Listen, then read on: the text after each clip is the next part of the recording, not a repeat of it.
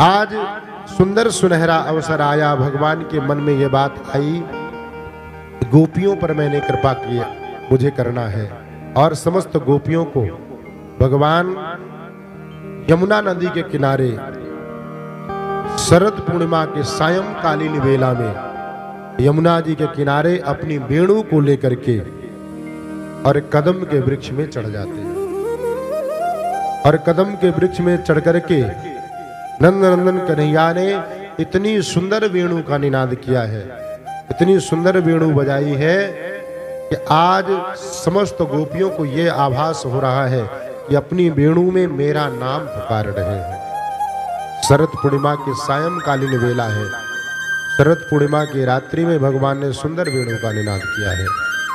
कदम पर विराजमान होकर के यमुना जी के किनारे उस मुरली के स्वर को सुनकर के ललिता, विशाखा, चंपा, चमेली अनेकों अनेक सखियों ने अपने अपने कार्यों को करते हुए जैसे वेणु के स्वर को सुना अपने कानों में, तो उन सखियों ने मन में विचार किया कि कन्हैया मुझे पुकार रहा है। आचार्य सुखदेव भगवान राजा परीक्षित से कहते हैं कि एक सखी सायंकालीन वेला में, एक गोपी सायंकालीन वेला में गोदूहन करने के लिए जा रही थी। बछड़े को खोला है, जैसे हाथ में बाल्टी लेकर के गोदूहन करने के लिए जा रही थी, वेणु के स्वर को सुना है, बाल्टी तुरंत फेंक देती है और दौड़ लगा करके यमुना जी के किनारे पहुंच जाती है। आचार्य सुखदेव भगवान ने कहा कि राजा परीक्षित से कि एक सखी अपने स्वामी को प्रसाद परोस रही थी, भोजन करा रही थी। उस सखी ने अपनी भगवान की वेणु से अपने नाम को सुना है, जैसे नाम को सुना पतिदेव ने मांगा है नमक और देवी ने उठा करके दे दिया है शक्कर, और दाल में शक्कर डाल करके तुरंत भाग दौड़ लगा देती है।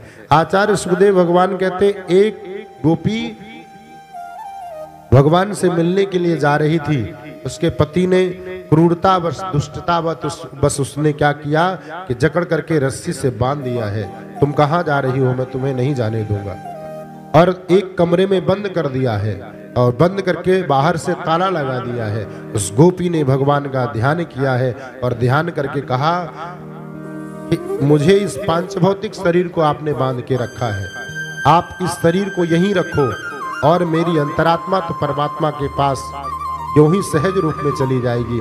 और भगवान का ध्यान करके उस गोपी के शरीर से दिव्य ज्योति निकली, वो आत्मा निकली और सबसे पहले गोपियों के से पहले भगवान के शरणों में जाकर के वो चरणों में उपस्थित हो जाती है। आचार्य सुखदेव भगवान कहते हैं ये कोई सांसारिक कामी पुरुष और स्त्री की कोई लीला नहीं है, महारास इतनी पवित्र लीला। आप ये बताएं, जब भगवान ने महारास किया था, भगवान की 9.5 वर्ष की उम्र थी। 9 से 9.5 वर्ष की उम्र का बालक काम वासना को कैसे जान सकता है? और गोपियां कोई 20 वर्ष, कोई 25 वर्ष, कोई 50 वर्ष, कोई 60 वर्ष, कोई 80 वर्ष, यानी बूढ़ी बूढ़ी माताएं भी उस महारास में शामिल थी। वहां पर परमात्मा जीवात्मा का मिलन है, कोई सांसारिक स्त्री पुरुष का मिलन नहीं है। आज आचार्य सुखदेव भगवान वर्णन करते हैं कि भगवान सुंदर वेणु का निनाद करते हुए कदम के वृक्ष पर बैठे हुए हैं। समस्त गोपियां जैसे पहुंचती हैं, भगवान स्वागत करते हैं। धीरे धीरे समस्त गोपियां जब पहुंची तो भगवान ने स्वागत किया है कि स्वागतम वो महाभाग प्रियम किम करवामि वह प्रजस्यानामयं कश्चित् ब्रूता गमन कारणम्। आचार्य सुखदेव भगवान राजा परीक्षित से कहते स्वयं प्रश्न करते हैं, गोपियां कुछ बोल नहीं रही हैं। गोपियां तो भगवान के श्री चरणों को देखते हुए, भगवान के सौंदर्य को निहारते हुए वेणु के स्वर को सुनकर के प्रेम में पागल है, विह्वल है और गोविंद के चरणों की ओर और भगवान के श्रीमुख की ओर देखती है। भगवान ने निवेदन किया, आओ गोपियों, आओ देवियों, आपका स्वागत है। और भगवान ये प्रश्न करते और कहते हैं कि आपके आने का कारण क्या है, क्यों आई हो? इस शरद पूर्णिमा की रात्रि में अपने अपने घरों को छोड़ करके, अपने अपने पतियों को छोड़ करके क्यों आई हो? आचार्य सुखदेव भगवान कहते हैं, जब ये जीव परमात्मा की ओर अग्रसर होता है, परमात्मा की ओर बढ़ता है, तो भगवान इसकी परीक्षा लेते हैं पग पग पर। जैसे आप भगवान के मंगलमयी कथा को श्रवण करने के लिए बैठे हैं, कभी लाइट चली जाती है। अब आज तो हमारे के भैया ने, सूरज नायक जी ने, होली मंडल के समस्त सदस्यों ने जनरेटर भी ला के रख दिया है, सुंदर व्यवस्था कर दी है। क्योंकि कल लाइट गई, वर्षा होने के कारण वर्षा हो रही है, जनरेटर इतना शीघ्रता से आए कैसे। पर हमारी माताओं और बहनों ने सुंदर गीत का गान करके, हनुमान चालीसा का पाठ करके लाइट को बुला ही लिया। ये होती है भक्ति की निष्ठा और पराकाष्ठा, और यही गोपियों के अंदर है। आज गोपियों ने भगवान के चरणों में, यमुना जी के किनारे भगवान के दिव्य स्वरूप को निहार रही हैं और वेणु के स्वर को सुन रही हैं। गोपियों से भगवान कहते, आप क्यों आई हो और आपके आने का कारण क्या है? आपके आने का कारण क्या है? भगवान ने कहा, गोपियों ने कहा कि आपने बुलाया है, आप आदेश करें। आज गोपियां बोलती हैं कि बुलाया तो आपने है। भगवान ने कहा, मैंने कब बुलाया है? मैं तो अपनी बांसुरी को बजा रहा था, मैं तो अपनी वेणु को बजा रहा था, मैंने नहीं बुलाया आपको। मुझे तो ये अच्छा लगा, शरद पूर्णिमा की रात्रि और यमुना जी का किनारा, मैं अपनी वेणु को उठाया और कदम पर चढ़ करके वेणु बजा रहा हूं, मैंने किसी को नहीं बुलाया। गोपियों ने कहा, कन्हैया तुम बुलाते हो, इसके बाद कहते हो कि मैंने नहीं बुलाया। तुमने मेरा नाम अपनी मुरली के स्वर में पुकारा है। कन्हैया ने कहा, देवियों मैंने कुछ नहीं पुकारा, मैं तो अपनी वेणु को बजा रहा था।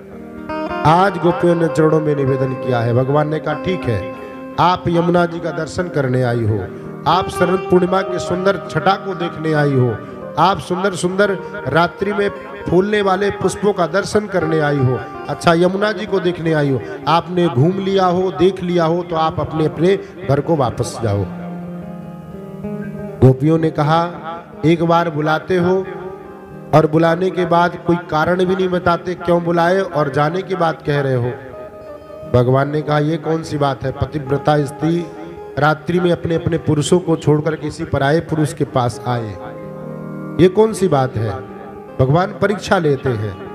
आचार्य सुखदेव भगवान ने जब ये बात राजा परीक्षित से बताई, निवेदन किया, भगवान गोपियों की परीक्षा लेते हैं, हर जीव की परीक्षा लेते हैं कि मेरे प्रति इसके अंदर दृढ़ता है या प्रेम है या नहीं, निष्ठा है या नहीं, भक्ति है या नहीं। जैसे कल लाइट गई तो हमारी माताएं बहनें सब बैठी रहीं, भाई लोगों ने देखा मौका, बढ़िया अधेला है कि करके धीरे धीरे निकलने लगी। काफी लोग कल निकल गए थे, मैं देख रहा था यहाँ से, कुछ माताएं भी निकली और कुछ भाई लोग भी निकले, पर जिनकी सच्ची निष्ठा रही वो लोग डटे रहे। आएगी लाइट, कब नहीं आएगी, और आई लाइट। और भगवान की मंगलमयी कथा भी हुई, थोड़ा विलंब हुआ लेकिन कथा हुई। तो कहने का तात्पर्य, जब व्यक्ति की जीव की सच्ची निष्ठा होती है तो जीवन में संकट जो भी आए भगवान की भक्ति में, क्यों कि ऐसी डगर है कि इसमें पग पग पर बरछी लगे, श्वास श्वास पर तीर। भक्ति का मार्ग इतना कठिन है। आज गोपियां भगवान के सुंदर स्वरूप को निहारते हुए भगवान प्रश्न करते हैं। भगवान ने कहा, अच्छा मेरे प्रश्न का उत्तर दे दो और जाओ या ना जाओ। गोपियों ने कहा कि बताइए क्या प्रश्न है आपका। भगवान ने कहा कि एक पतिव्रता स्त्री का लक्षण, इसका जवाब देना आप। भगवान कह रहे हैं गोपियों से, एक पतिव्रता स्त्री अपने पति की खूब सेवा करती है। भगवान प्रश्न कर रहे हैं गोपियों से। और उसके पतिदेव एक दिन खेत से काम करके घर वापस लौट करके आए। उस स्त्री, पतिव्रता स्त्री के गोद में एक नन्हा सा बालक है। वो आंगन में बैठ करके चावल बीन रही थी थाली में, और नन्हा सा बालक उसके पास में खेल रहा था। पतिदेव आए, थक हार करके पत्नी के पास बैठ जाते हैं और अपने सर को पत्नी के जंघाओं में रख करके जमीन में ही ऐसे ही लेट जाते हैं विश्राम अवस्था में। और पतिदेव को निद्रा आ गई, पतिदेव सो गए। और थोड़ी दूर में वहीं पर एक जलती हुई अग्नि कुंड है जिसमें दूध पकाया जाता है। और वो बालक खेलते खेलते उस अग्नि कुंड के पास पहुंच जाता है। भगवान प्रश्न कर रहे हैं गोपियों से अग्निकुंड के पास पहुंच गया वो बालक। अब पति देव अपना सर को रख करके विश्राम अवस्था में है, सो रहे हैं। अब वो पत्नी उस पतिव्रता स्त्री को क्या करना चाहिए?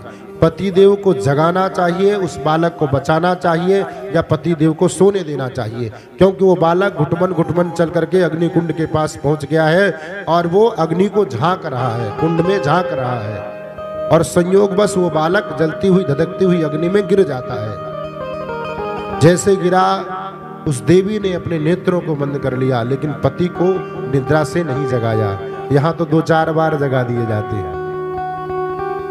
आप अभी तक सो रहे हैं, आपको ये काम करना है, आपको ऑफिस जाने हैं, आपको ये व्यवस्था देखनी है, और आप सो रहे, जब देखो तो आप सोते रहते हैं।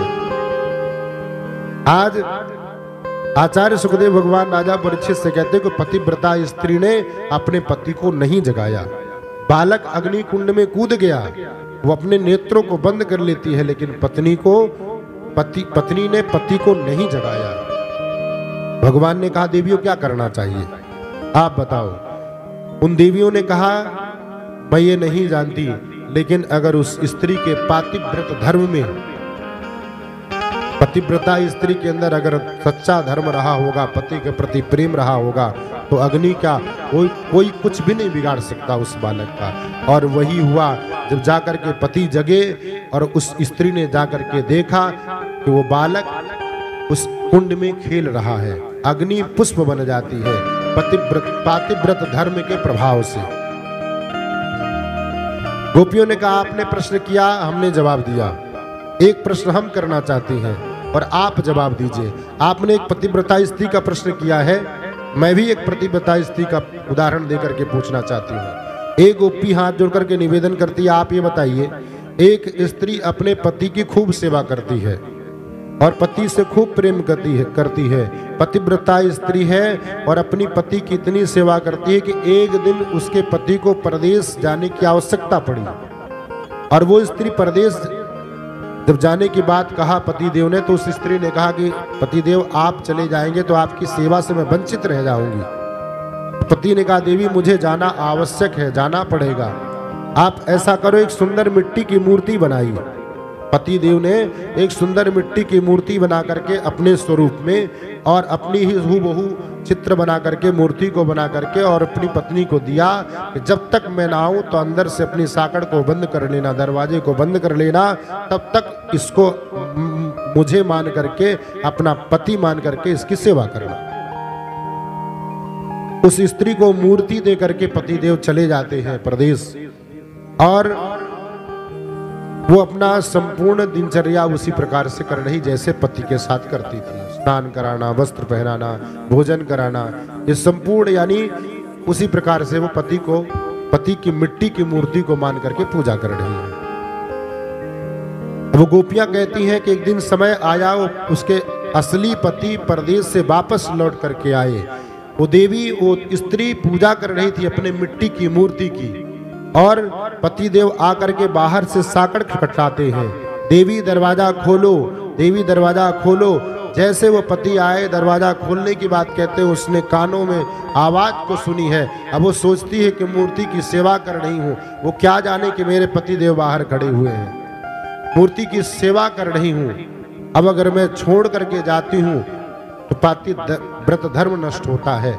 पति देव ने आवाज लगाया कि मैं तुम्हारा असली पति बाहर खड़ा हूँ और तुम दरवाजा को खोलो।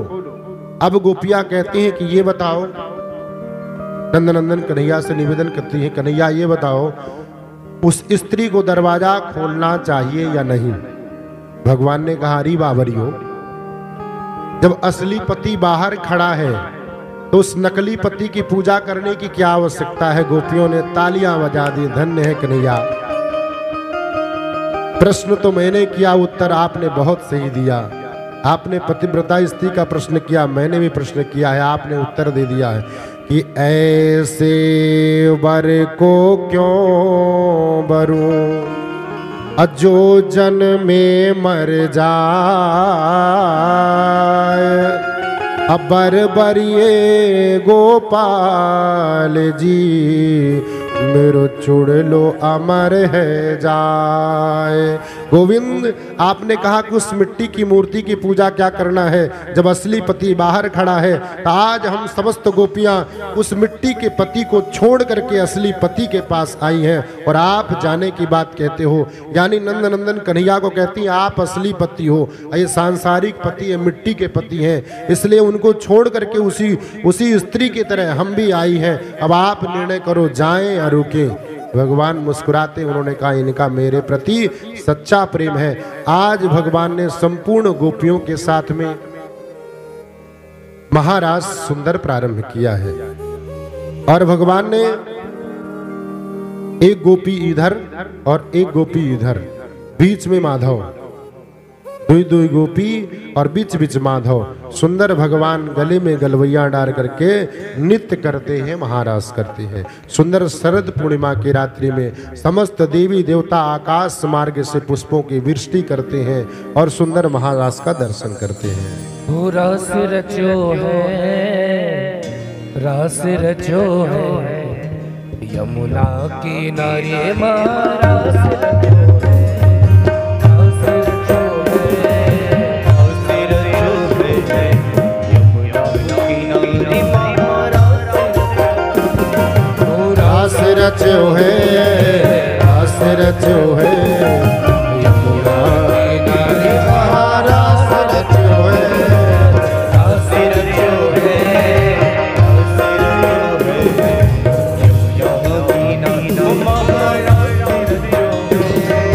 राधा नाचे कृष्ण नाचे, नाचे गोपी जन,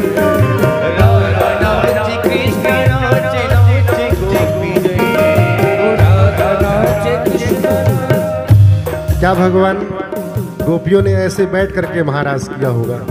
भगवान नृत्य कर रहे हैं, गोपियां नृत्य कर रही हैं, आप लोग बैठी हुई हैं। भगवान नृत्य कर रहे हैं, गोपियां नृत्य कर रही हैं और आप लोग बैठ करके एक बार खड़े हो जाइए, भाई लोग भी खड़े हो जाए और माताएं बहनें भी खड़ी हो जाए। भगवान स्वयं नृत्य कर रहे हैं, थोड़ा एक्सरसाइज कर लीजिए। रास रचो है, रास रचो है, यमुना किनारे महारास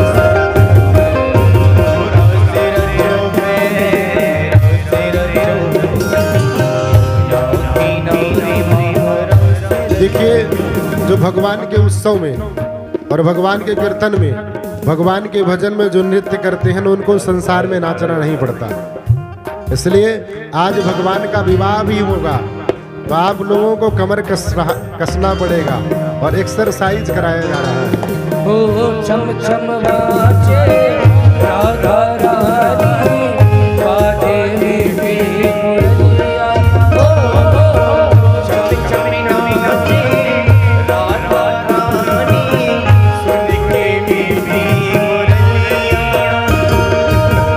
श्याम छवि पर सब बलिहारी, गोपी ग्वाल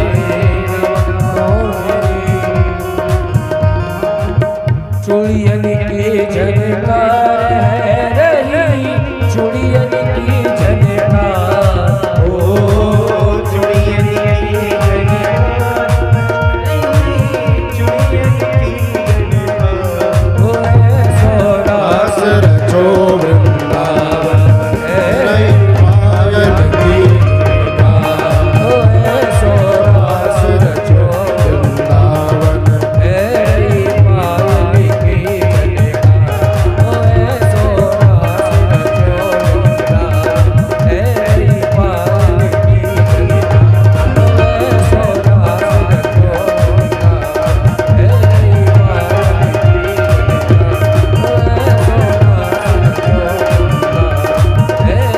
पायल बोलिए रास बिहारी सरकार की। समस्त गोपियों के साथ में नंद नंदन कन्हैया नृत्य कर रहे हैं, सुंदर महारास कर रहे हैं। शरद पूर्णिमा की रात्रि में आचार्य सुखदेव भगवान राजा परीक्षित से कहते हैं कि आज मानो सूर्य उदित होना भूल गए। उस सुंदर महाराज का दर्शन करके सूर्य भगवान उदय होना ही भूल गए। शरद पूर्णिमा की रात्रि 6 महीने की रात्रि एकत्रित होकर के भगवान ने महाराज किया है। भगवान की लीला में कोई आश्चर्यजनक बात नहीं है। भक्त लोग तो नहीं करते, नास्तिक लोग करते हैं। नास्तिकों का काम है भक्ति का विरोध करना।